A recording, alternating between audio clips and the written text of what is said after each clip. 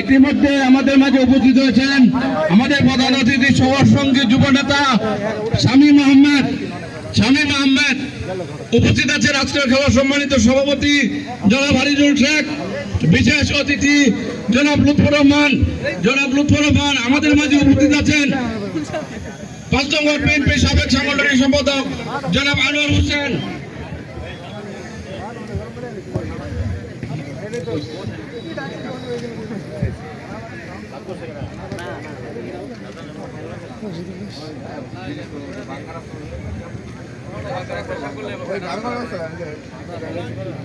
আজকে খেলা emergency cricket ক্লাবের উদ্যোগে যারা অত্যন্ত অক্লান্ত পরিশ্রম করে এই খেলার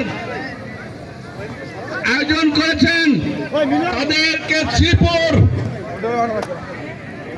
শ্রীপুর পৌর যুব দলের সদস্য সচিবের পক্ষ থেকে আন্তরিক ধন্যবাদ ও মোবারকবাদ।